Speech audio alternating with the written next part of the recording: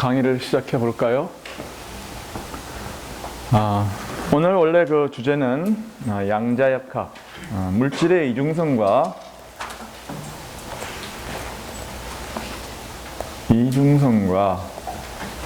양자역학. 이게 타이틀이에요. 이걸 이야기하기 전에 좀 지난 시간에 이제 일반 상대성 이론을 이야기했는데 잠시 리뷰를 하겠어요. 일반 상대론 리뷰.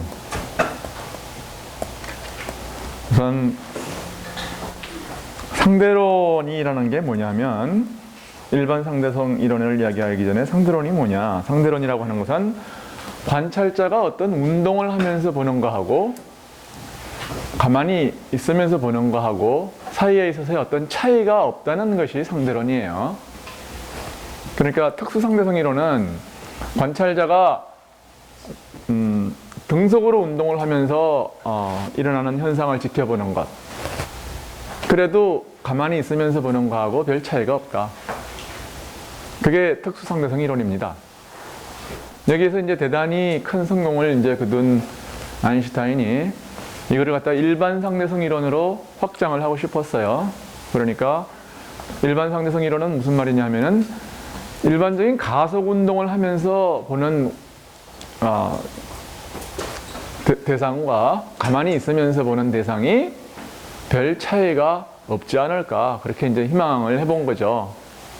그러니까 특수상대성 이론은 어떤 의미에서는 갈릴레오가 이야기한 것을 갖다가 그냥 아인슈타인이 빛이 모든 프레임에서 일정한 속도를 가진다는 것을 갖다가 합리화하기 위해서 적용한 거에 불과한 거였어요. 그렇지만 일반 상대성 이론이라고 하는 것은 아인슈타인만이 이제 그 생각을 한 거였고, 그 이제 퀘션이 일반적인 프레임에서 일반적인 프레임하고 즉 가속 운동을 포함하는 일반적 운동을 하는 프레임의 옵서버하고 관찰자하고 정지하고 있는 관찰자가 관찰하는 어떤 그 물리계가 같은 모습을 보여줄 거냐, 그런 이야기라고요. 그러니까 답은 뭐였어요? 답?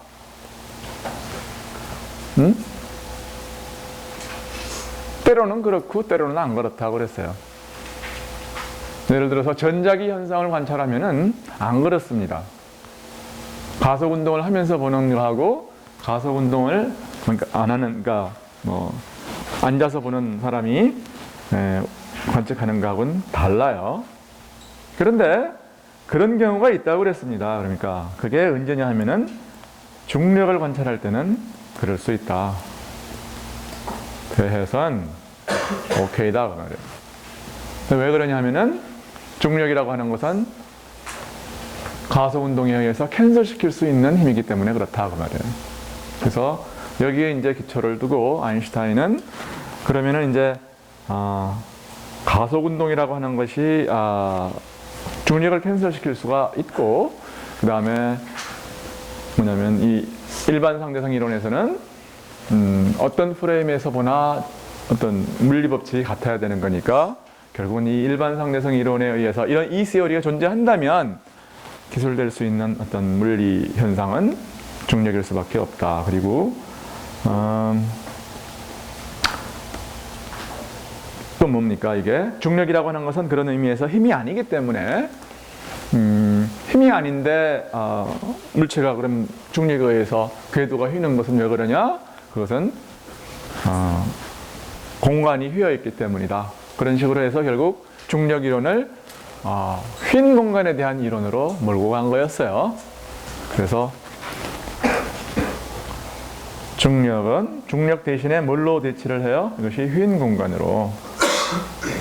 그래서 중력을 주는 어떤 그 소스는 매스인데 그 매스의 이펙트를 뭐라고 생각했느냐 하면은 공간이 휘어지게 하는 그런 효과다. 그래서 이제 일반 상대성 이론이 결국 뭘로 이제 귀착이 됐느냐 하면은 휜 공간에 대한 이론으로 귀착이 된 거다. 그런 얘기였어요.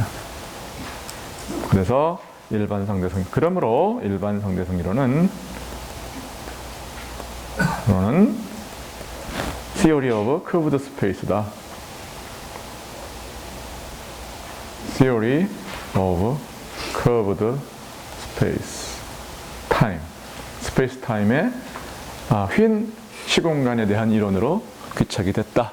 그런 얘기예요.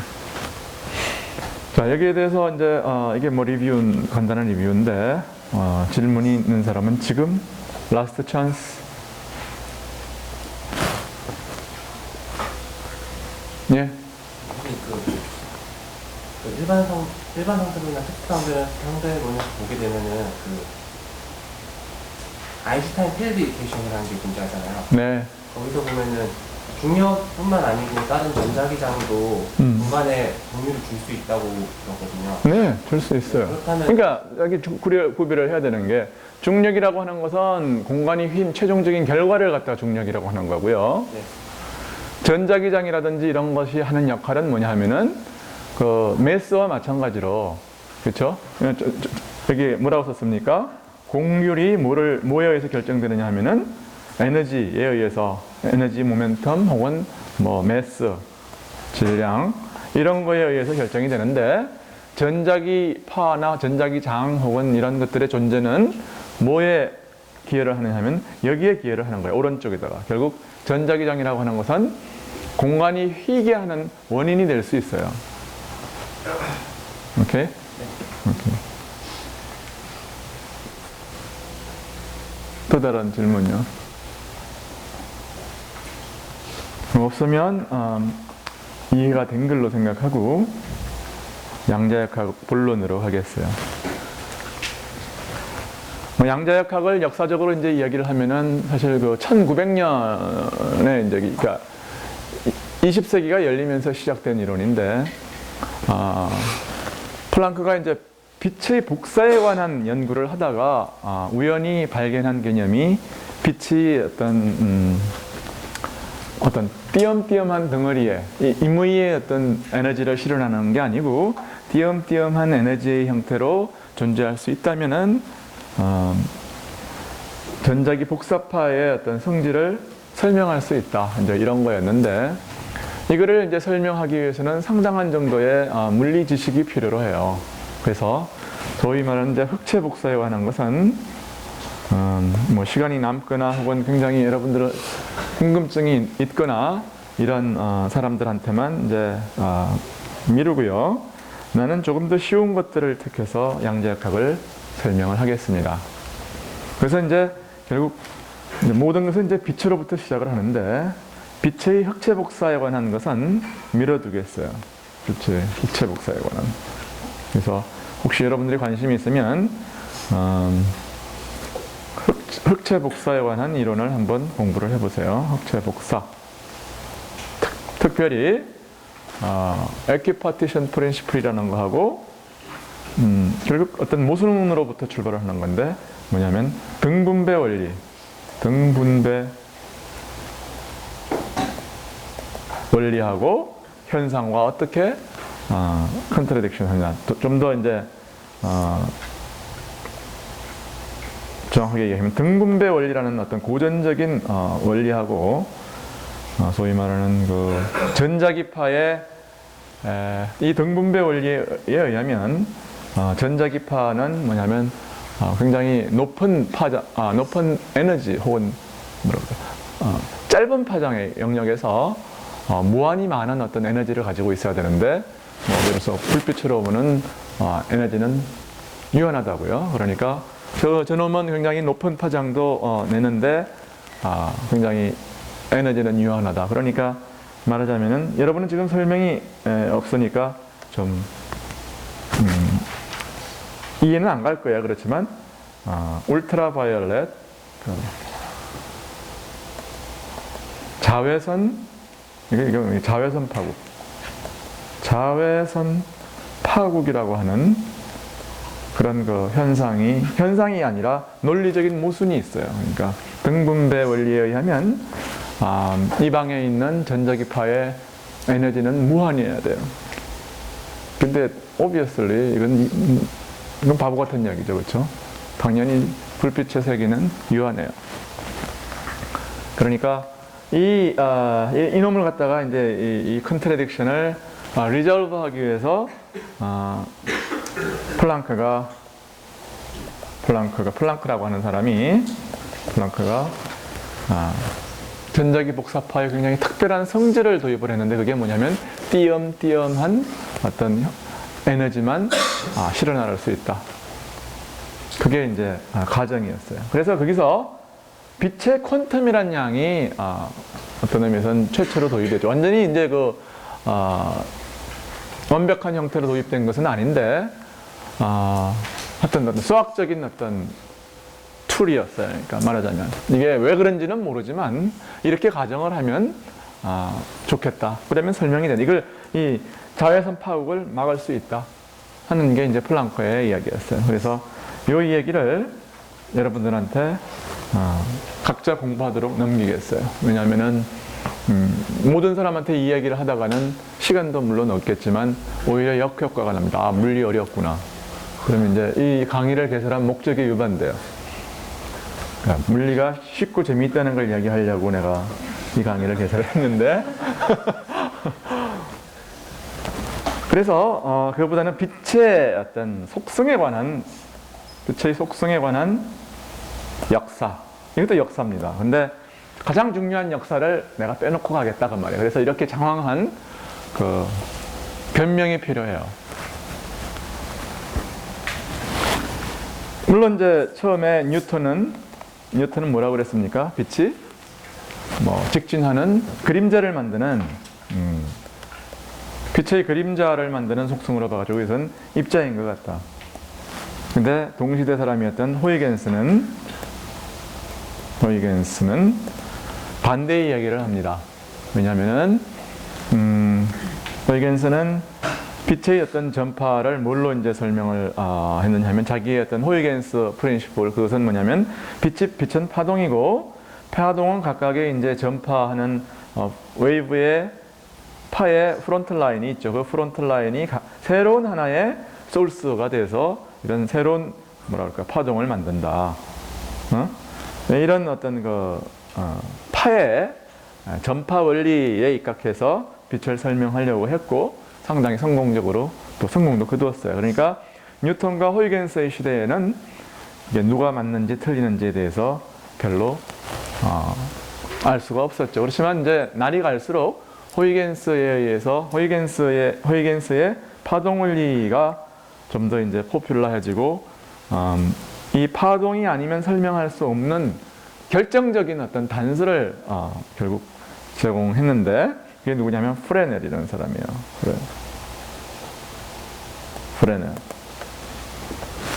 글자로 영어로 읽으면 프레스넬인데 프렌치에서는 이게 S가 무음인가 봐요. 프레넬의 포인트. 그게 뭐냐면 여기 광원이 있는데 여기 동전이 있고 여기 스크린이 있으면 그림자가 이렇게 생겨야 될 거 아니에요. 그렇죠? 그림자가 이렇게 생겨서 여기에 검은 그림자가 있어야 됩니다. 근데 이 그림자의 끝도 이제 굉장히 불확실을 하지만 이 가운데에 밝은 점이 있어요. 가운데 밝은 점.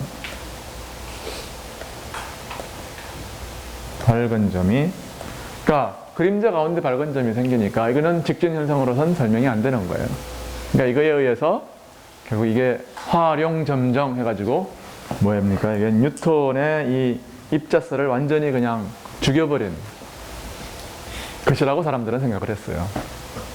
근데 20세기에 와가지고 이 광전 효과라는 현상을 물론 첫 번째는 이제 흑체 복사지만 안 하기로 했으니까 광전 효과라는 그 현상을 설명하기 위해서 아인슈타인이 다시 빛의 입자설을 들고 나왔습니다.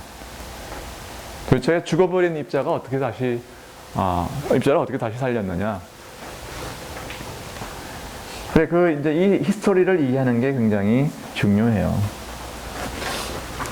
이 광전 효과라고 하는 것에는 여러 가지 이제 면이 있지만 우선 현상이 뭐냐면은 광전은 뭐냐면 여기에 금속이 있어요. 금속이 있는데 금속에다가 빛을 쬐요. 빛을 쬐면 여기서 뭐가 나가느냐 하면은 전자가 나가는 것을 갖다가 관찰하는 현상이에요. 그러니까 금속에다가 빛을 쬐면 전자가 나온다. 이게 현상이에요. 근데 그냥 이걸 자세히 들여다보니까 여기에 굉장히 이상한 일이 있는 거예요. 무슨 이상한 일이 있냐? 뭐 여러분들이 고등학교 때 배웠으니까 한마디씩 해봐요. 뭐가 이상한 거죠? 안 이상한 것도 있는데 이상한 것도 있어요. 안 이상한 건 뭐냐면 여기에 이 전자가 나오니까 뭐가 생깁니까? 전류가 흐를 거 아니에요. 그렇죠? 그러니까 전류가 흐르니까 여기에 이걸 다 이렇게 담아가지고서 뭡니까? 이걸 해가지고서 구리도선에 담아가지고서 이제 여기 암페어미터로 재면은 전류가 흐른다는 것을 우리가 측정을 할 수 있을 거예요. 근데 물론 이제 이 그러니까 두 가지를 생각할 수가 있는데 몇 암페어가 흐르느냐 하는 것은 뭐에 디펜드하냐면 빛이 세면 셀수록 전류의 크기가 큽니다. 그러니까 그건 이상한 일이 아니에요. 근데 또 이상한 일도 있어요. 이상한 일이 뭐냐면은 사람들이 이제 조금 도대체가 이게 얼마나 이제 이 전자 한 개의 에너지가 얼마나 되느냐 이걸 갖다가 측정하기 위해서 사람들은 전자 에너지를 갖다가 다 어떻게 측정할 수 있느냐면 역 볼티지를 걸어가지고 역전압을 걸어가지고서 이 전자를 스탑 시킬 수가 있을 거 아니에요, 그렇죠? 전자가 이렇게 가려고 그러면 반대 방향으로 가속을 시키는 그 전기장을 걸어요. 그래서 얼마만큼의 전기장을 갖다가 걸면 이놈이 스탑하느냐. 그러면은 이제 그 볼티지에다가 전자의 전하를 곱해가지고 그것이 에너지거든요. 그러니까 그렇게 해가지고서 에너지를 측정할 수가 있어요. 자세한 물리는 빼고. 그래서 측정을 해서 뭐를 측정했냐면은 전자의 카이네틱 에너지, 즉 2분의 1 mv 제곱을 갖다가 전자 한 개의 소위 말하는 운동 에너지를 갖다 측정을 해봤더니 이 전자의 운동 에너지가 뭐에 비례하느냐 하면은 이 프리퀀시에 관계돼요. 그래서 프리퀀시에 관계되고 우선 이 프리퀀시에 관계된 것 자체가 이상한 거예요. 또 뭐냐면은 첫 번째는 뭐냐면 F 디펜던트하고 프리퀀시 디펜던트하고 두 번째는 뭐예요? 인텐시티의 인디펜던트예요. 이 둘 다가 고전 물리학으로는 설명할 수 없는 겁니다. 왜냐하면 고전 물리학에서는 어떻게 설명을 하느냐면은 빛은 웨이브니까요. 웨이브가 와요. 그러면은 이것은 웨이브이고 여기 웨이브는 이 전장을 가집니다. 이 전장이 이 엘렉트론의 전하에 이제 액팅을 해가지고서 이제 이놈이 이 전자를 갖다 흔드는 거죠. 전장이 전자를 흔들면 이 흔들리는 전자가 가속 운동을 하니까 이 가속 운동을 하는 전자가 다시 빛을 내보내는 거예요. 그게 이제 고전역학적인 고전 물리적인 원리입니다. 이렇게 보면은 근데 이제 고전 물리학에 의하면 이 전자의 전자에 주는 어떤 힘이라고 하는 것은 인텐시티에 비례하게 되어 있어요. 근데 지금 인텐시티 인디펜던트 하는 거니까 이거는 좀 이상한 거고. 그 다음에 고전 물리학에서는 빛의 경우에 대해서는 이 전자의 어떤 흔들리는 성질이라고 하는 것은 빛의 프리퀀시하고는 아무런 관계가 없게 되어 있어요. 그러니까 이제 여러분은 이게 고전 전자기학의 레디에이션 시어리를 조금 더 알아야 확실히 이제 고개를 이제 끄덕거릴 수 있겠지만 하여튼 이 두 개가 고전 물리학에는 설명할 수 없는 성질이다 그 말이에요. 근데 실험 사실은 어떻게 되어 있느냐 하면 이게 굉장히 비례하는 것 같이 직선으로 나가고 또 이제 어떤 특별한 이게 파장이고 파장이 아니라 프리퀀시고 어떤 특별한 프리퀀시가 되기 전까지는 이놈은 그러니까 그 전자를 에미트하지를 않아요. 금속은 빛을 비춰도 빛을 비춰도 전자가 안 나온다 그 말이에요. 그래서 이걸 이제 설명을 하기 위해서 아인슈타인이 뭘 들고 나오느냐 하면은 광량자설을 들고 나왔어요. 이 광량자설의 아이디어가 뭐냐면은 이런 겁니다. 빛이 이렇게 웨이브처럼 이렇게 오는 게 아니고, 이게 아니고요. 빛은 어떻게 오는 거냐 하면은 집단의 어떤 뭐예요? 파티클들이 쏟아지고 있다 그런 겁니다. 그리고 나서 여기는 뭐냐면 아인슈타인이 이제 봤을 땐 이 전자라고 하는 것은 이 물체가 이걸 그러니까 물질 내에 어떤 전자를 끌어당기는 힘, 어떤 포텐셜이 있어요. 그래서 이 포텐셜의 우물에 갇힌 어떤 뭐라 그럴까요? 천사다 그 말이에요. 그래서 이 천사를 이제 뭐 공주라고 해도 좋고 천사라고 해도 좋은데 천사를 구제하는 것은 이 집단이 아니고 그 중에 한 특별한 왕자라는 거예요. 그래서 한 특별히 어떤 운수가 좋은 왕자가 이놈을 이제 이 공주를 구해내서 그래서 이 한 개 한 개의 왕자를 뭐라고 그랬냐면은 광자라고 그랬어요. 왕자 비슷하죠. 이 광자 하나가 이 하나의 공주를 구출해내는 거예요. 그러니까 떼무리 지어가지고서 이제 뭐 이게 협력 작전을 펼치는 게 아니고, 딱 단신으로 와서 딱 이제 자기가 결혼할 공주를 구출하는 거다. 그 말입니다. 그래서 이게 결국 광량자설의 핵심은 뭐냐면, 빛이 하여튼 이 광자들로 구성되어 있고, 이 현상은 결국 뭐냐면은 일부일처제다 이거예요. 딴 게 아니고. 그러니까 하나의 광자가 하나의 전자를 치는 게 그게 핵심이에요. 그러면 아무리 여기서 군단이 와도 이 나오는 전자의 에너지를 결정하는 것은 뭐냐면 광자 한 개의 광자 한 개가 가지고 있는 능력이고 파워고 그게 운동 에너지지 딴 놈들은 필요 없다는 거예요. 무슨 말인지 알겠죠? 그래서 여러분들이 그러면 이제 이걸 굉장히 쉽게 설명할 수가 있습니다. 그리고 이제 아인슈타인이 당장 이제 끄집어낸 게 뭐냐면 이게 왜 리니어하냐? 그러면 프리퀀시에 비례하는 에너지를 갖다가 받는다고 생각하면 그냥 끝나는 거예요. 이런 게 아무 뭐 더 이상의 말이 필요가 없는 겁니다. 이렇게 되면은. 그래서 광자 하나가 가지고 있는 운동 에너지가 얼마냐면 어떤 프리퀀시에 비례하는 양이에요. 그 비례 상수를 H라고 그러고 아인슈타인은 E equal H 곱하기 F 이렇게 썼습니다. 그리고 요 수식으로 말하면 요 수식 하나 가지고 노벨상을 받았어요. 왜냐하면 새로운 거거든요. 이전에 누구도 광자 하나가 프리퀀시에 비례하는 에너지를 가진다고 말하는 사람이 없어요. 그리고 요 단순한 이 가정 한 개를 가지고 일부일처제 하나 가지고 이 미스터리어스하게 보이는 이 여러 개의 모순을 한꺼번에 해결했다고요. 그렇죠? 프리퀀시 디펜던스는 왜 그래요? 그건 너무 내추럴하죠.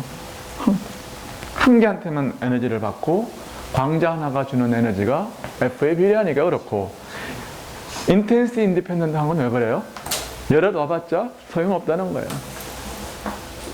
공주를 구출하는 왕자는 하나뿐이다. 그게 이론의 전부입니다. 그러면 여기 마지막으로 남아있는 이건 뭐냐?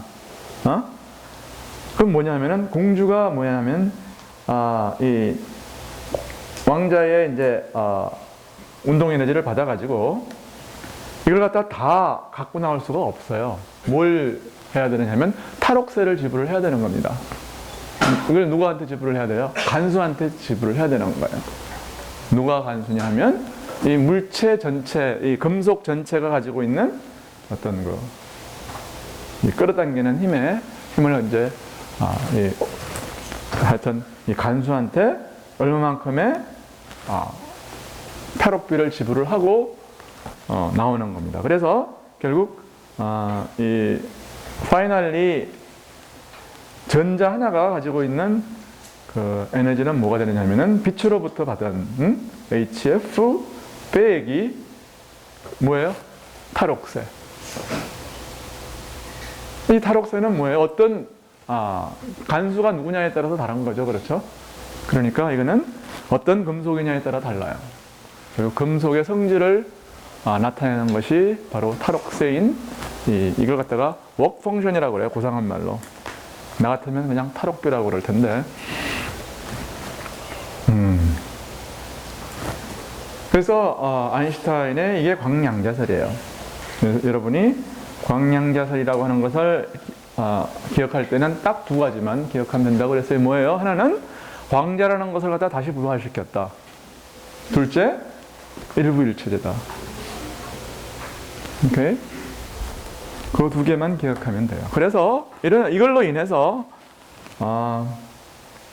죽었던 빛의 입자설이 되살아났습니다. 그럼에도 불구하고 사람들은 여기에 대해서 굉장히 이걸 도대체가 왜냐 그러면 프레넬이 분명히 확실하게 확인 사살을 했거든요. 빛은 파동이라고. 근데 이걸 갖다가 또 이제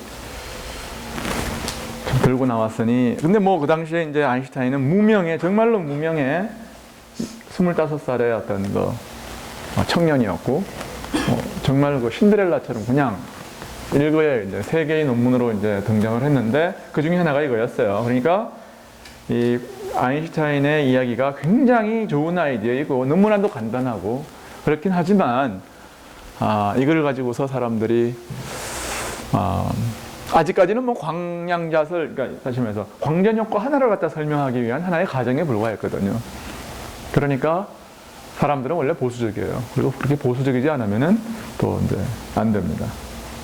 근데 여기에다가 이제 빛이 입자라고 확실하게 이제 못을 박은 이제 실험이 나타났는데, 그게 뭐냐면 콤프턴 스캐터링이에요. 콤프턴 스캐터링. 콤프턴 스캐터링이 뭐냐? 콤프턴 스캐터링이 뭔가요? 혹시 배운 사람 중에 대답해 볼 사람 없어요?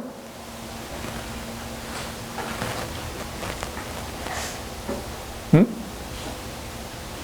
콤프턴 스캐터링은 빛과 전자의 충돌 실험입니다. 응?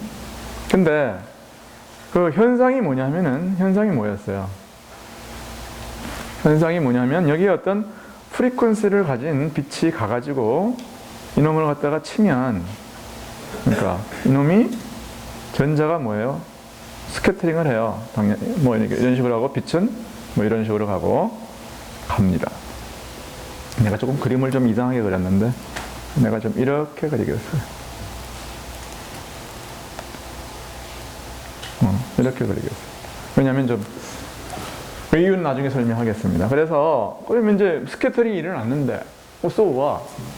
고전적으로도 빛이 전자를 쳐가지고서 그러니까 그 스캐터링이 일어나는 거는 별 놀라운 게 아니에요. 왜냐하면 왜 그래요? 아까처럼 빛은 전자기파하고 전장을 가지고 있으니까 전장이 전자를 가속시키고, 따라서 가속된 전자가 다시 전자기파를 에미트하는 것은 전혀 놀라운 일이 아니에요. 근데 뭐가 놀라운 일이냐 하면은 두 가지입니다. 하나는 뭐냐면 이 에미트된 어떤 그러니까 에미트된 이 빛이라고 하는 게, 그러니까 빛이 파장을 바꿔요. 프리퀀시가 여기에 F가 들어오면은 여기에 F 프라임이 돼서 파장이 좀 늘어나고 프리퀀시가 줄어들어요. 근데 이거는 고전 전자기학으로 설명할 수 없습니다. 왜냐하면은 고전 전자기학에 하면 흔들리는, 그러니까 이 F의 프리퀀시로 흔들면 전자가 F로 프리퀀시로 이제 흔들려야 되잖아요. 그러면은 F로 흔들리는 그러니까 전자는 F라는 주파수를 가지는 빛을 내놔야 돼요. 그러니까 전자기하학에 의하면 이 프리퀀시가 이 스캐터링에 의해서 변하는 것을 설명할 수가 없다는 거예요. 이해가 가요? 그게 첫 번째고, 더 중요한 건 뭐냐면은 정량적인 결과입니다. 그건 뭐냐면은 아인슈타인의 어떤 이론을 받아들이자 그거예요.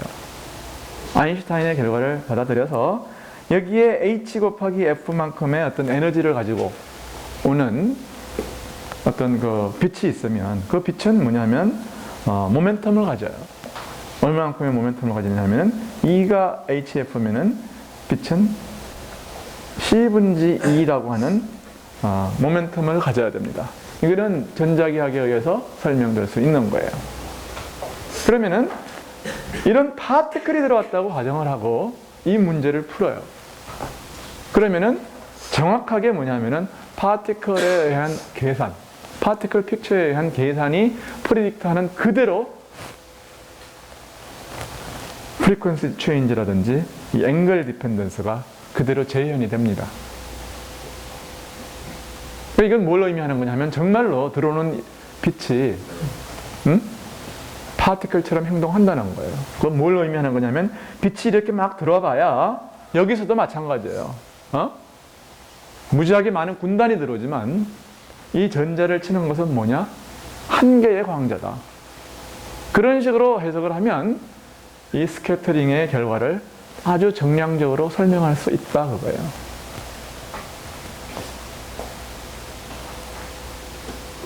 무슨 말인지 알겠죠? 그래서 이 프리퀀시 혹은 람다의 체인지가 얼마만큼 되느냐 하면은 이게 뭐냐 mc분의 h의 1 마이너스 코사인 시타라고 하는 이런 그 수학 정량적인 결과를 설명할 수가 있어요. 그리고 이건 뭐냐면 결과 뭐예요? 내가 두 번째 이야기한 게 다시 이야기하면 빛이 파티클이라고 이런 어떤 그 아인슈타인이 이야기하는 이런 에너지와 모멘텀을 가진 입자라고 생각을 하고 계산을 하면 이 실험이 그대로 설명이 된다는 거예요. 그러니까 여기에 의하면 이제 더 이상 이제 사람들은 다른 거 이건 뭡니까? 중요한 거는 뭐냐면 이거는 이런 프리퀀시가 달라지고 하는 것은 이런 건 뭐냐면 빛의 파동설로서는 설명할 수가 없는 거예요. 게다가 없다뿐만이 아니라 이 정량적인 결과가 빛의 입자설에 의해서 정확하게 설명할 수 있다. 그러니까 없다뿐만 아니라 있다까지도 이제 확보하게 되니까 이젠 이것이 사람들은 이제 빼도 박도 못하게 된 거죠. 그러니까 이제 빛이라는 게 얼마나 이상한 거냐. 그토록 많은 사람들에 의해서 왈가왈부했다가 프레넬이 죽였다고 생각을 했던 입자설이 또 이제는 아인슈타인과 컴프톤에 의해서 확실하게 그냥 자리를 잡아버리고 말았어요. 그러니까 그래서 사람들은 이제 두 손 두 발을 다 든 거예요. 그 다음부터는 입자만 가지고도 설명할 수가 없고 파동만 가지고도 설명할 수 없게 된 겁니다. 그래서 이제 좀 굉장히 논리적으로는 이상하지만 이중적인 성질을 다 가지고 있다. 그겁니다. 그래서 이게 이중성이에요. 이게 빛의 뭐예요? 빛의 이중성입니다. 빛의 이중성.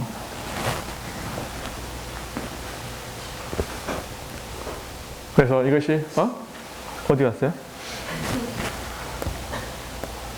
분명히 썼는데 어디 갔니? 빛의 이중성인데 이게 빛의 이중성이에요. 여태까지 한 얘기가 뭡니까? 두 가지 성질이 다 있다고 우리가 가정을 하지 않으면은 설명할 수 없는 아주 명백한 증거들이 확보가 됐다는 거예요. 그래서 이제 뭐 재판정에서는 해결이 안 되는 겁니다. 이거는. 그러니까 어떻게 해야 돼요? 할 수 없이 판사는 어떻게 됩니까? 양쪽 다 맞다. 그게 황희처럼 그렇게 나오는 거예요. 너도 맞고 너도 맞다. 근데 더 이상의 발전이 없어요. 근데 이제 결국 양자역학이라는 게 뭐냐면은 빛에 대한 양자역학이라는 것은 결국 이 빛의 이중성을 갖다가 글자 그대로 받아들여 가지고서 파동은 빛의 성질을 집어넣고 또 반대로 하는 것이 양자역학이에요. 양자역학이 그래서 조금 더 이야기를 이제 하겠습니다. 그래서 이 이중성에 대해서 이 당시에는 모든 게 이제 새로웠기 때문에 뭐 말 한마디 잘하면 그냥 노벨상이에요. 그래서 이거 그 다음에 이제 프랑스의 드 브로이라는 사람이 나왔는데 이 드 브로이 이 사람은 뭐 드 브로이 왕의 한 동생쯤 됐던 사람인 것 같아요. 그래서 이 드 브로이는 뭐 거의 그 왕족이에요. 뭐 왕족 발이 크다는 게 아니고 진짜 신분이 높다고요. 드 브로이 프랑스의 이제 왕자였던 이 왕족이었던 드 브로이가 뭐라고 그랬느냐면 이걸 좀 뒤집어 보자. 빛이 이중성을 가지고 있다면, 즉 빛은 입자이기도 하고 빛이 완전히 그 파동이라고 생각했던 빛이 입자일 수가 있다면, 입자라고 생각했던 엘렉트론도 파동이라고 생각하면 어떠냐? 뭐 사실 이건 초등학교 학생도 할 수 있는 얘기죠. 어떻게 보면은. 그러니까 너무 이제 이 사람은 때를 잘 타고 나는 거예요. 중요한 사람은 어떤 사람이냐면 중요한 시기에 태어나는 사람이 중요한 사람이라는 겁니다. 어느 시기에나 능력 있는 사람은 많아요.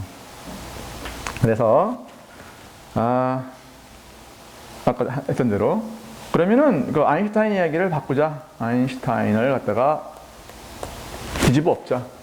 그러니까 뒤집어 엎는 게 아니라 그냥 거꾸로 한번 보자. 그래서 아인슈타인 분의 1 한 거예요. 그러니까 무슨 말이냐?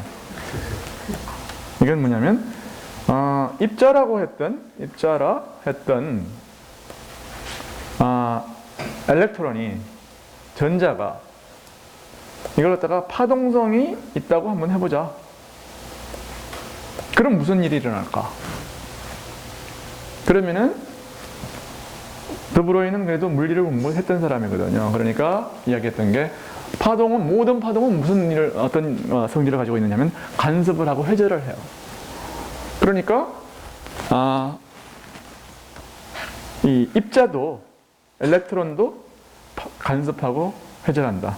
간섭하고 회절을 한다. 그런 얘기입니다. 근데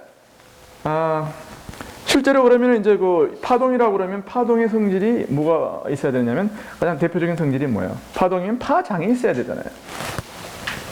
그렇죠? 파장이 뭐냐고 물었어요. 그랬을 때 그러니까 이게 가만 보니까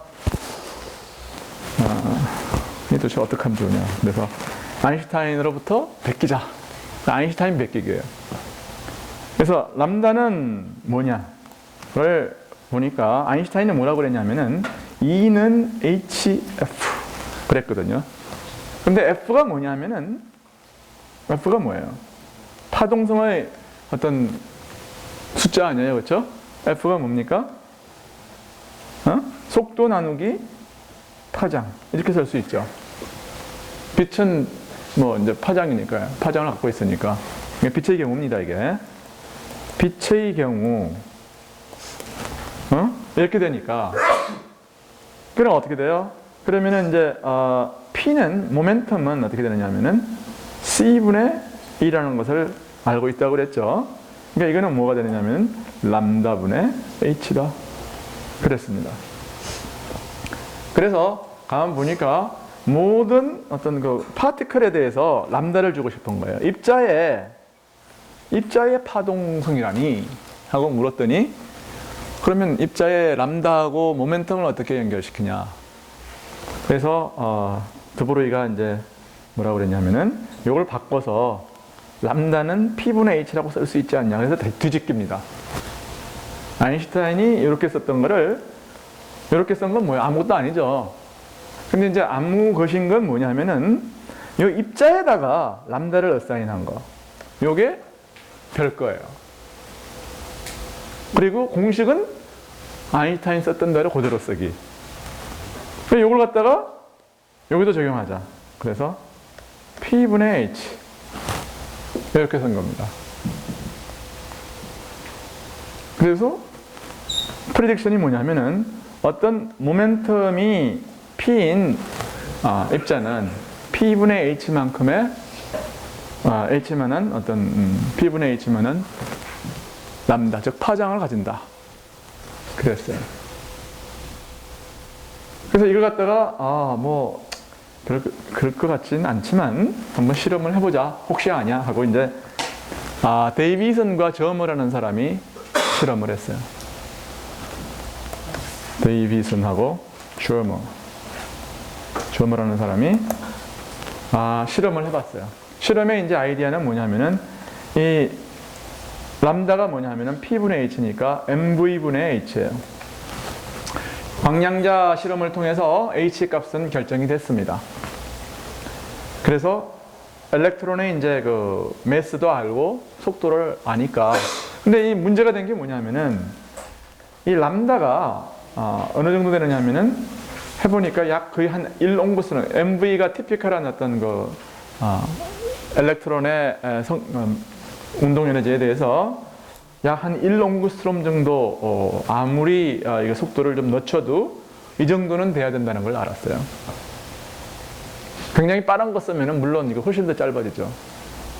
근데 대충 그 뭐 음극관이라든지 이런 데서 이제 나오는 티피컬한 어떤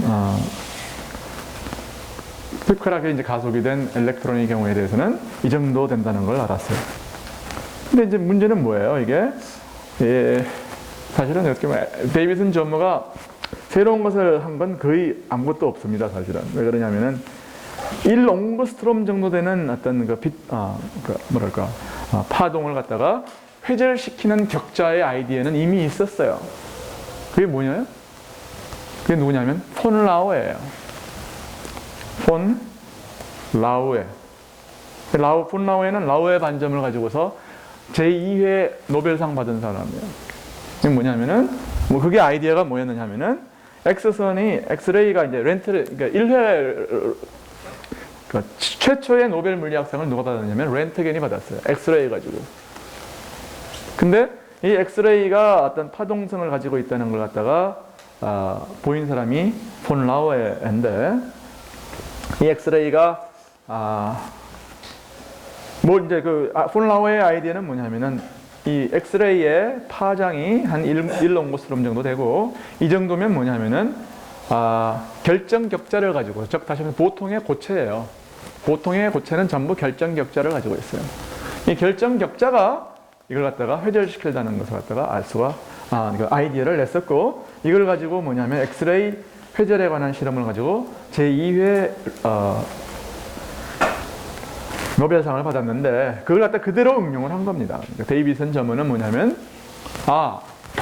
드브로이가 그랬는데 뭐래요?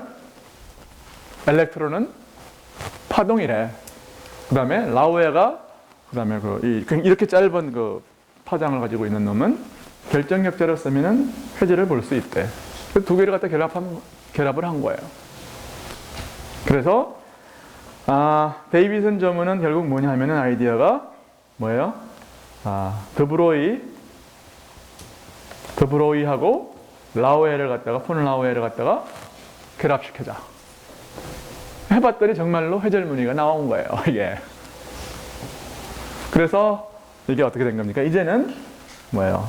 입자의 파동성이 확립이 되고, 그러면서 이제 결정적으로 뭐냐면 물질의 파동성이 확립이 된 겁니다. 그래서 이걸 가지고서 이제 두 사람이 다 이제 세 사람이죠. 그러니까 드브로이하고 누구요? 데이비슨, 저머, 이 세 사람이 공동으로 노벨상을 받았어요. 이거 가지고. 그러니까 모두 이 당시에는 그냥 말만 하면 노벨상이에요.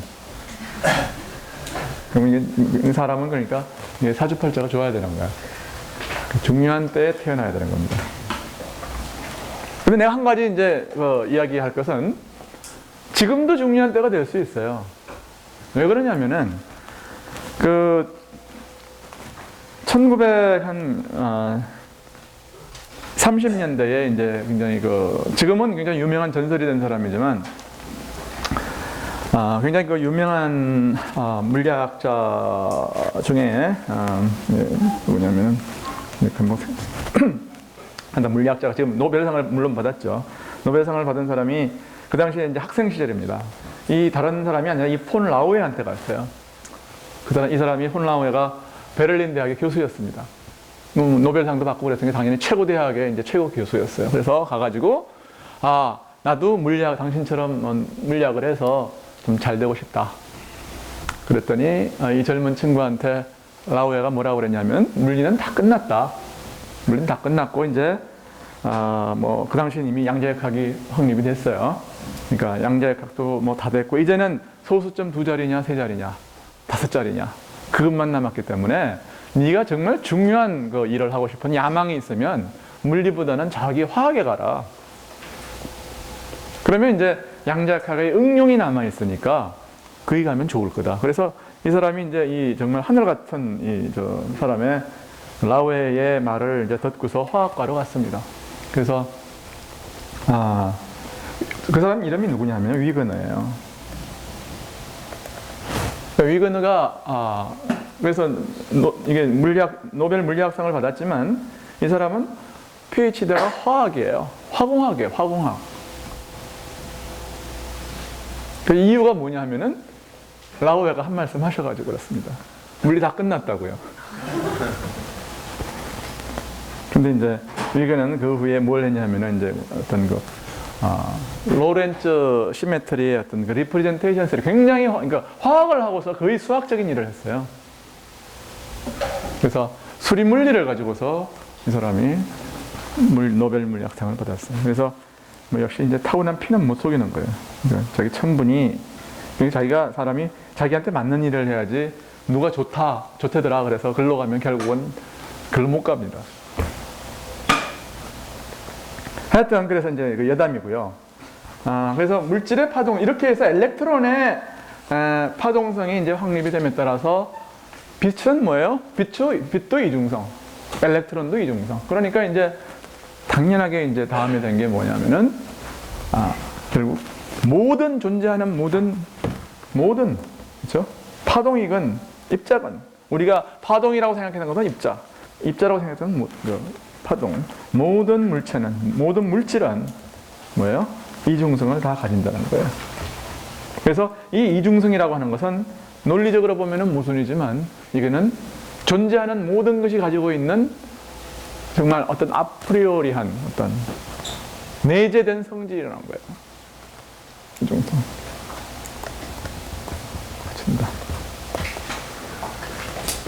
그리고 나서 이제 이론적인 얘기를 좀 해보면은 그런 겁니다. 그 다음에 그러면 이 파장을 가지고 있다는 것을 갖다가 확립을 했으면 그러면은 이제 그 엘렉트로마그네티즘하고 다시 말해서 전자기 이론하고 어떤 어넬로지를 취할 수 있어야 되는 거예요. 그러니까 전자가 파동이라면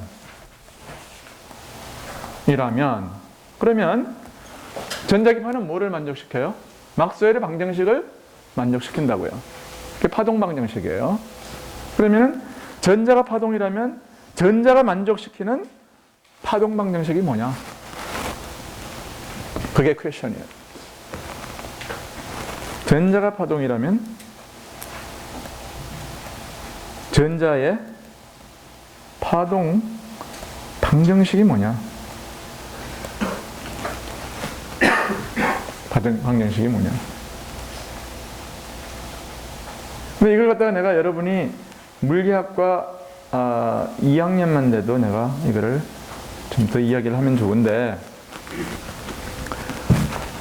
여기서는 별로 이렇게 딱히 이제 좋은 방법이 없는데 그래서 이제 그냥 이야기만 하겠어요. 그래서 파동 방정식이 뭐냐면 그게 뭐냐면 슈레딩거가 나와서 슈레딩거라는 사람이 나와서 전자가 만족시키는 파동 방정식을 썼어요. 그걸 어떻게 썼느냐 하면은 여러분들이 E가 예를 들어서 2n분의 P제곱 더하기 포텐셜이다.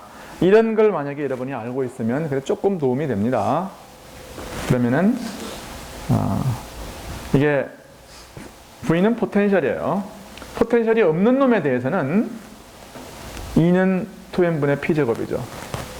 그래서 E를 그러니까 이제 만약에 파동이 모든 파동은 뭐 사인 코사인처럼 생겼다고 생각을 했거든요, 사람들이. 그러니까 exponential of 뭐 i의 kx 마이너스 오메가 t.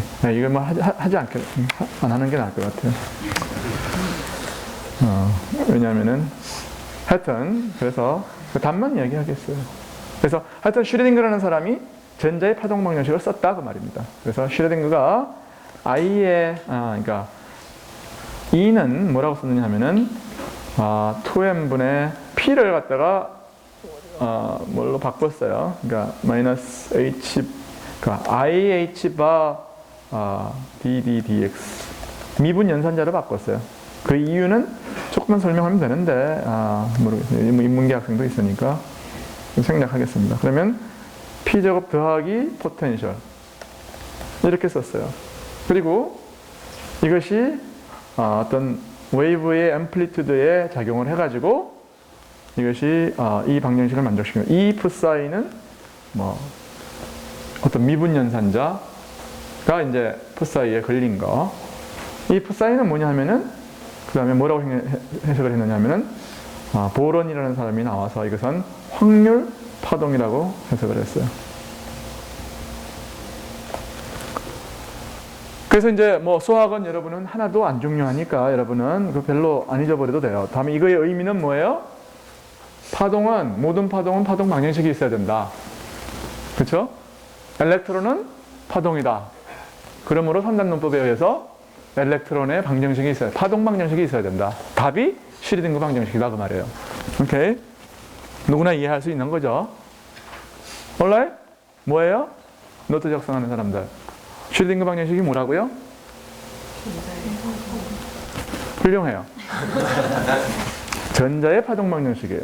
전자가 파동이니까 파동이 만족시켜야 될 파동 방정식이에요. 여러분 이걸 풀 것도 아니고요. 알아야 될 이유가 없어요. 뭔지. 다만 컨셉추얼하게 전자의 파동이 만족시켜야 될 파동 방정식이다. 우리는 뭘 이제 알아야 되느냐 하면은 그러면 전자가 파동이기 때문에 생기는 몇 가지의 성질들을 우리가 알아야 돼요. 그 이제 첫 번째가 뭐냐면 시간이 지금 자꾸 잘 가네요. 파동이기 때문에 어떤 그 웨이브의 어떤 크기만큼의 뭐가 생기느냐면은 어떤 그 말하자면 불확정성이 있어요. 웨이브의 크기에 해당하는 불확정성이 있다고요. 그러니까 전자가 있으면 전자는 파동이 있잖아요. 파동이잖아요. 그러니까 파동이 여기 있는지 여기 있는지 여기 있는지 알 게 뭐예요? 그러니까 파동이 그러니까 전자가 입자였을 때는 입자는 점이니까 그렇죠? 그러니까 어디 있는지 안단 말이에요. 그러니까 파동이기 때문에 전자가 파동이기 때문에 생기는 어쩔 수 없는 성질. 그게 뭐냐면 뭐예요 이게? 불확정성을 갖는다는 거예요. X의 위치가 전자의 위치가 불확정성이 0이 아니다 그 말이에요. 왜? 파동이니까요. 근데 하이젠버그라는 사람이 나타나가지고 빛의 어떤 굉장히 그 중요한 성질에 대해서 이야기를 했어요. 그게 뭐냐면 빛이라고 하는 거는 어떤 성질이 있어야 되냐면은 소위 말하는 웨이브 넘버라는 게 있습니다. 웨이브 넘버. 이 웨이브 넘버 K라는 거 하고 뭐라 그럴까요? 이 웨이브 파켓에 어떤 웨이브가 뭐 이런 식의 이제 웨이브가 있으면 이런 어떤 웨이브 파켓이 있잖아요. 그렇죠? 그러면은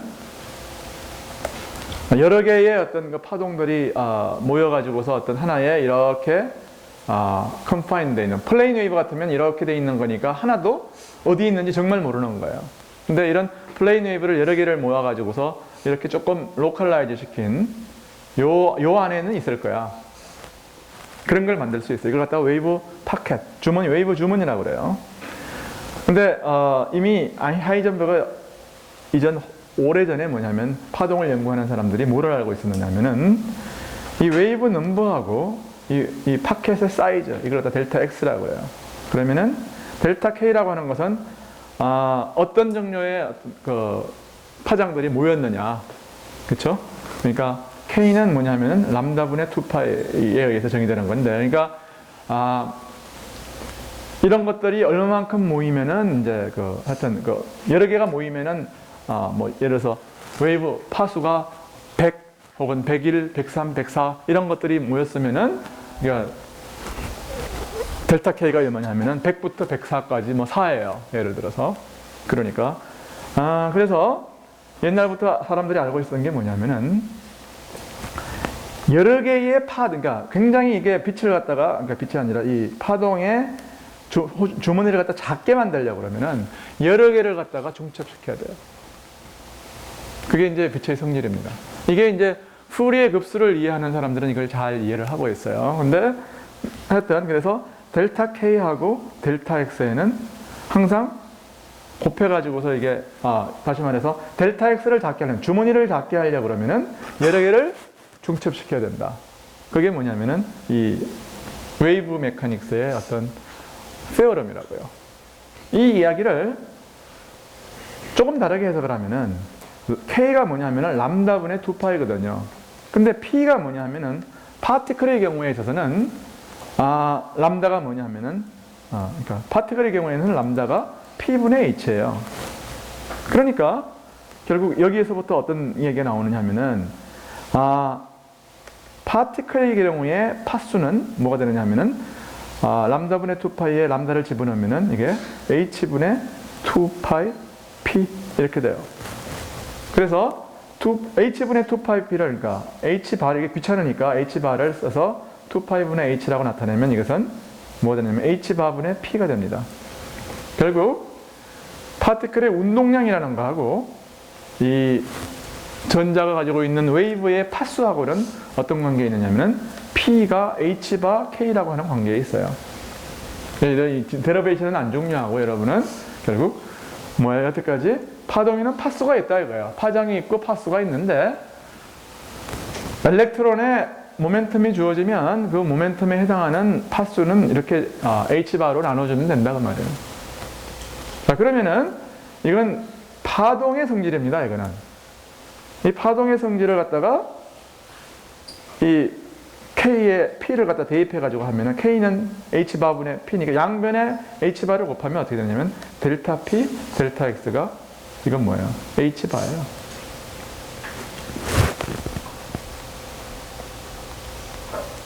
이게 뭐냐면 불확정성 원리. 이걸 갖다 뭐라고 그러냐면은 입자가 파동이기 때문에, 그렇죠? 파동이기 때문에 생기는 어떤 모멘텀과 포지션 사이에 있어서 어떤 불확정성이 있다. 이렇게 되는 거예요. 네, 이 불확정성 원리를 조금 있다가 시간이 남으면 디프렉션을 써가지고서, 회제를 갖다가 써가지고서 설명해 줄 수가 있는데, 내가 왜 이런 길을 택했느냐 하면 여러분은 또 뭐 디프렉션이 뭐냐고 물으면 내가 곤란하니까요. 그 마찬가지거든요. 뭔가를 의심을 하고 뭔가를 써서 이걸 이제 해야 되는데, 여기서 포인트는 뭐냐면은 이 불확정성 원리라고 하는 것이, 예? 입자의 어떤 입장에서 해석을 하면 굉장히 이상하게 되는 거예요. 그렇지만 이것은 파동의 입장에서 생각하면 이것은 그냥 H바 곱해가지고 다시 쓴 거에 불과한 거예요. 그러니까 아무것도 이상한 게 아니다. 즉 입자는 파동이고 파동이면 이런 성질을 가져야 되는 겁니다. 그러니까 뭐 여러 가지 왈가왈부 이야기가 많았어요. 뭐 측정도 관계가 되고, 이제 하이젠버그가 자기가 이걸 갖다 설명을 할 때에 어떻게 설명을 했느냐 하면은 뭐예요? 입자가 굉장히 작으면 빛을 갖다 쏘이면 이 입자가 자기 자리에 못 있는다 이거예요.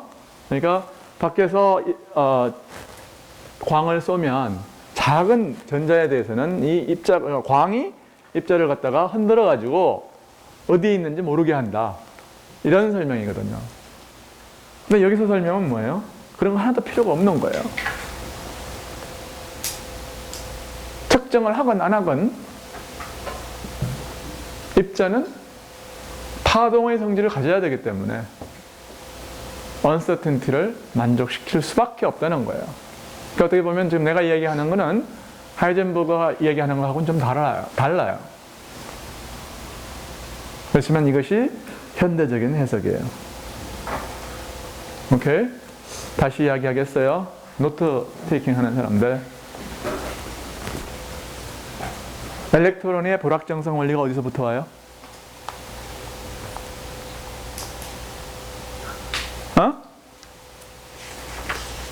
어디서부터 와요? 한마디로 어디서 와요?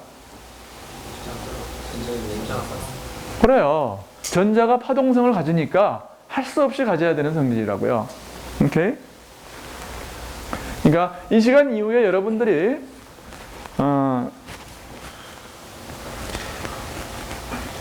불확정성 원리에 대해서 굉장히 미스터리어스하게 생각하면 내 수업을 안 들은 거예요. 어디서부터 와요? 파동성으로부터 온다 이거예요. 파동에 대해서는 이미 옛날부터 이런 걸 알고 있었다는 거예요. 그러니까 드브로이가 이야기한 거에 코롤러리라는 거예요. 그냥 따름 정리예요. 드브로이가 뭐라고 그랬어요? 엘렉트론은 파동이다 그랬어요. 그러니까 할 수 없이 불확정성 원리를 만족시켜야 되는 겁니다. 오케이. 그래서 마지막으로 이제 한마디만 이야기를 하고 수업을 끝내려고 그러는데, 그건 뭐냐면은 옛날에 내 수업의 이번 강의의 타이틀이 뭐였느냐면은 뭐 양자역학이라고 그러지 않고 땅이 꺼지지 않는 이유라고 그랬어요. 무슨 말이냐? 그걸 이해를 하려고 그러면은 원자라는 것을 갖다가 우리가 살펴볼 이유가 있어요. 그게 뭐냐면 섹션, 불확정성 원리의 응용입니다. 확정성 원리의 응용이에요. 고전 전자기에 의하면 보세요. 여기에 핵이 있어요. 그러니까 원자의 픽처가 뭐냐면 여기에 전자가 있죠. 그럼 전자는 뭐예요? 이 안에서 이제 맴돌려 그러면 이게 이렇게 전자가 이렇게 움직이든지 혹은 이렇게 움직이든지 하여튼 내가 알 바는 아니지만 예를 들어서 보어가 이야기한 것처럼 처음에 이야기한 것처럼 이런 식으로 행성 궤도 모형을 가진다고 그래봐요. 그러면 원운동을 하면은 이건 원운동은 가속운동이에요. 그렇죠? 모든 원운동을 하기 위해서는 만약에 중심 방향의 가속도가 없다고 그러면은 엘렉트론은 그냥 일로 가버려야 될 거예요. 그렇죠? 그러니까 달이 지구에 떨어지지 않는 거나 전자가 핵에 떨어지지 않는 거나 하여튼 왜 달이 이제 도망가지 않는 이유나 전자가 핵에 붙잡혀 있는 이유나 같은 겁니다. 그래서 가속운동을 한단 말이에요. 가속운동. 왜요? 붙잡힌 모든 입자는 가속운동을 하는 거예요. 그러면 가속운동을 하면은 뭘 해야 되나요? 전자기학에 의하면 가속운동을 하는 전자는 빛을 내야 돼요. 전자기파를 내야 돼요. 전자기파를 내야 됩니다. 그러면은 이 전자의 이 궤도 운동 에너지가 가지고 운동 에너지를 전자기파의 형태로 자꾸 내고 점점 어떻게 되느냐면 이렇게 궤도가 낮아져야 돼요. 생각을 해보세요. 인공위성이 조금씩 에너지를 잃으면 지구로 추락을 할 거 아니에요. 그렇죠? 그러니까 결국 무슨 말이냐면은 이게 그 원자에 있어서의 전자가 이렇게 추락을 하게 돼 있는데 사실은 추락을 안 하잖아요. 그게 이상한 거예요. 그러니까 이게 땅이 꺼지지 않는 이유가 그거란 말이에요. 왜 땅이 안 꺼진다 그러냐면은 이 궤도의 반경이 얼마냐면은 이게 1옹고스트롬. 여러분이 원자의 크기가 1옹고스트롬이라고 알고 있는데 이 옹고스트롬의 사이즈가 어디서 왔느냐 하면 전자구름의 혹은 전자 궤도의 크기가 1옹고스트롬이에요. 여기에 매스의 대부분을 가지고 있는 이 핵의 반경은 뭐냐면 핵의 반경이 얼마인 줄 알아요? 이게 1페르미예요. 근데 1페르미는 10의 마이너스 15성미터고 1옹호스러면 10의 마이너스 10승미터예요. 그러니까 10만 분의 1이에요. 사이즈가. 부피로 따지면 1000조배, 1000조배. 핵의 사이즈하고, 그러니까 부피로 따지면. 이게 무슨 말이냐면은, 고전 전자기에 의하면, 모든 어떤 물질이라고 하는 건 원자와 원자가 이렇게 돼 있잖아요. 원자와 원자가 이렇게 엘렉트론 구름에 의해서 반발력에 의해서 사이즈가 유지가 되는 거란 말이에요. 물질의 어떤 안정성이라는 게 왜 생기느냐 하면은 이 전자 궤도가 콜랩스하지 않기 때문에 물체가 이렇게 우리가 보는 사이즈로 유지가 되는 거고 내가 땅을 디딜 수가 있는 거라고요. 근데 고전 전자기에 의하면 모든 어떤 부피가 어떻게 돼요? 1000조분의 1로 줄어들어야 그게 정상인 거예요. 그러니까 이걸 이제 알고 나면은 양자역학을 모르고 고전 전자기학을 알면 뭐예요, 이게? 식자우한이 되는 거예요. 그럼 잠을 못 자는 거죠. 아, 내가 오늘 밤에 혹시 이게 혹은 내가 도대체 왜 땅을 딛고 설 수 있는지 모르겠다. 옛날에 뭐 하늘이 무너지는 걸 두려워하는 사람들이 있었다고 그러는데 지금은 사실은 이제 고전 전자기를 알고 양자역학이 없었던 시대에는 물리학자들이 이거를 굉장히 걱정을 많이 했습니다. 이게 가장 유명한 퍼즐 중에 하나였어요, 이게. 물질의 안정성입니다, 결국. 물질의 안정성. 그래서 그 이유가 뭐냐를 이제 우리가 생각을 하면은 이런 거예요. 결국 원자 핵하고 전자가 사이에 작용하는 그 어트랙션 때문에, 인력 때문에 이 전자는 이런 어떤 하나의 사이즈에 반경이 얼마예요? 반경이 한 0.53 옹고스럼 혹은 그냥 대충 옹고스럼이라고 그러죠. 상자의 크기가 1 옹고스럼 되는 상자 안에 전자가 갇혀 있는 게 그게 물질이에요. 그러면은 결국 이제 답이 뭐가 되느냐면 만약에 이게 줄어든다고 생각을 해봐요. 줄어들면 어떻게 되느냐면은 만약에 얘가 이걸 이러면 어떻게 됩니까? 얘가 이 에너지를 갖다가 그러니까 이 전자파를 내고 에너지를 이러면은 어떻게 이렇게 작은 사이즈가 되는 거죠, 궤도가. 그러면 이만한 사이즈에서 이만한 사이즈로 줄어드는 거예요. 이만한 사이즈에서 이만한 사이즈로 줄어드는 거라고요. 그 말은 뭘 의미하는 거냐면 전자의 불확정성이 줄어드는 거예요. 그렇죠? 원래 크기가 L이었다면 L은 뭐예요? 1옹고스트럼이에요. 그럼 델타 X가 만약에 2분의 1로 줄어들면 그러면 델타 P가 얼마로 늘어나야 되느냐면 델타 X하고 델타 P가 H바보다 곱해서 커야 되기 때문에 델타 P가 얼마보다 늘어나야 되냐면은 델타 X분의 H바만큼 이런 식으로. 그래서 델타 X가 반으로 줄면 델타 P는 2배로 늘어야 되는 거예요. 그래서 무슨 말입니까? 전자가 여기에 콜랩스를 하게 되면 이 원자의 사이즈가 10만 분의 1로 줄어들어야 되는 거죠. 사이즈로 따져가지고. 그러면은 모멘텀이 10만 배가 돼야 되는 거예요. 그러면 어떻게 되는 거예요?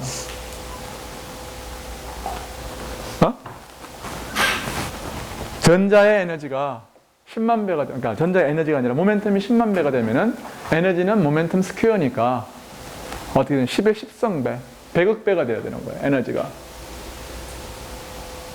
그러면 어떻게 됩니까? 이놈이 핵이 전자를 갖다가 붙잡아 줄 수가 없다고, 그렇게 되면은.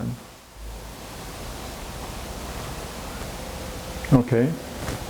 어떤 힘으로도 핵은 전자를 갖다가 가둬둘 수가 없어요. 왜냐하면 전자의 에너지가 너무나도 커져버리기 때문에. 무슨 말이냐면은, 다시 말해서, 요렇게 떨어지는 것은 왜 떨어질까요? 전체 시스템이 말하자면 전자가 에너지를 잃음으로써, 즉 전자기파를 내므로써 에너지를 잃음으로써 더 안정되기 위해서, 에너지를 낮추기 위해서 떨어지는 건데 사실은 떨어짐으로써 카이네틱 에너지를 얻게 되잖아요. 왜냐하면 불확정성 때문에. 그러니까 결론이 뭐냐면 답이 뭐예요? 답은 전자는 전자가 전자파를 내면 어떻게 돼요? 포텐셜 에너지는 줄어들어요. 오케이? 왜냐하면 높은 데서 낮은 데로 내려오니까 포텐셜 에너지는 위치 에너지는 내려가지만 내려오는 것보다는 뭐냐면 카이네틱 에너지가 그보다 얻은 거에 몇 수십 배, 수만 배를 갖다가 더 올라가기 때문에 이놈은 그러니까 차라리 안 잃고 안 내려오는 게 에너제티컬리 더 페이버한 거예요. 그러니까 결국 간단히 이렇게 여러분이 생각을 하면 돼요. 전자는 에너지를 잃기 위해서 내려오는데 모든 어떤 다이내미컬 프로세스, 동력학적인 어떤 현상은 에너지를 낮추기 위해서 내려오는 거예요. 일어나는 거예요. 근데 이 경우는 불확정성 원리 때문에 전자가 빛을 내면 오히려 토탈 에너지가 올라간다. 그러니까 그런 짓은 자연히 하지를 않는 거예요. 오케이? 그래서 에너지가 오히려 높아진다. 오히려 높아지고 이렇게 에너지를 높이는 짓을 자연은 하지 않는 거예요. 에너지의 미니마이제이션이 결국 뉴턴 역학과 에퀴벌런트한 프린시플이에요. 그래서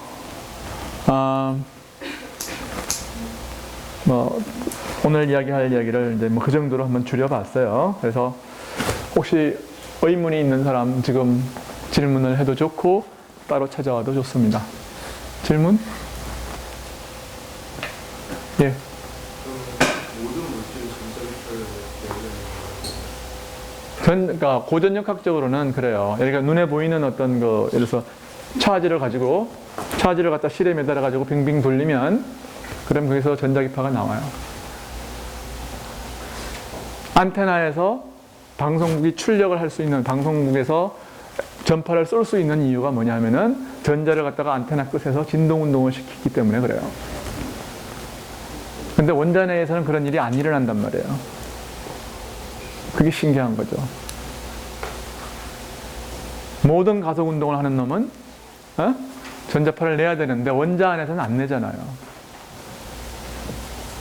그게 안 내기 때문에 궤도가 유지가 되는 거고, 궤도가 유지가 되기 때문에 땅이 안 꺼진다 그 말이에요.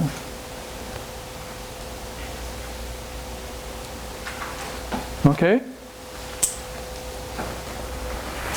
자, 그러면 다른 질문 없으면 예. 전자파를 내놓고서 전자가 내려가게 되면 그 전자파라는 에너지가 나가는 건데 에너지 보존 법칙에 의해서 토탈 에너지가 줄어야 되는 거 아니에요? 아니 그러니까 뭐냐면은 다시 말해서 그런 일이 일어난다면 그렇죠. 줄어야 되는데 right? 그렇지만 아까 뭐라고 그랬습니까? 이제 만약에 내보낸다고 가정을 하자고 말이에요. 내보내면 가정을 하면 나가는 것도 나가는 거지만 엘렉트론은 카이네틱 에너지를 더 얻어야 된단 말이에요. 그러니까 내보내는 것도 있고 그 다음에 얻는 것도 있으니까 에너지 보존 법칙이 성립할 방법이 없는 거죠. 그렇게 이야기할 수도 있는 거예요. 그러니까 역학적 어떤 프린시플을 만족시킬 방법이 도저히 없다 이거예요. 그러니까 내보냈으면 에너지를 잃어야 되는데 아까 한 말은 뭐예요? 오히려 얻는다는 거예요. 카이네틱 에너지가 더 올라가 가지고서 포텐셜 에너지의 감소분을 능가하고도 남는다. 말이 안 된다는 얘기죠. 그 관점은 이전에 클래시컬한 관점 버리는 건가요? 왜냐면 고립되려면은 그렇죠. 왜냐면 그러니까 이야기가 지금 뭐예요? 여기서 에센셜한 아규먼트가 뭡니까? 양자역학을 쓴 거 아니에요. 언서틴티 프린시플을 쓰니까 카이네틱 에너지가 올라간다 이거예요. 지금 이 상황에서 클래시컬한 이론 적용될 만한 여지가 거의 없는 거예요. 아니 그 질문의 뜻을 자꾸 내가 이해를 못 하겠는데 그러니까 이야기를 클래시컬하다 그러니까 에너지 보존 법칙을 이야기하는 건가요? 네, 보존 지금 고립계도 상정을 해놓고는 이게 무조건 에너지 보존돼야 될 것 같은데 Right. 아니, 그러니까 그 문제가 아닙니다. 그러니까 무슨 말이냐면은 이것도 생각을 해요. 그러니까 전체 고립계를 생각하자 그 말이에요. 그러면 이놈이 에너지를 가지고 나갔죠. 그렇죠? 파동의 에너지를 가지고 나갔다고요. 그러면은 전체적인 에너지, 요 다른 놈에 대해서는 줄어들어야 되는 거 아니에요. Right? 그럼 가지고 나갔으면 떨어져야 되고, 떨어지면은 뭐냐면은 포텐셜 에너지는 줄었고, 그렇죠? 그 포텐셜 에너지를 준 것이 뭐냐면 아까 그 에너지를 갖다가 상쇄하는 거예요. 그러면은 이 카이네틱 에너지는 이제 어떻게 되느냐 하면 오히려 는단 말이에요, 또. 그러니까 결국은 이 고립계 내에서 에너지 보존 법칙이 만족될 방법이 없다는 거예요. 그러니까 전자가 만약에 에너지를 잃고 떨어지면 에너지 보존 법칙이 만족이 안 된다는 거예요. 오케이? 그러니까 안 내보내고 안 떨어진다. 혹은 못 내보내고 못 떨어진다.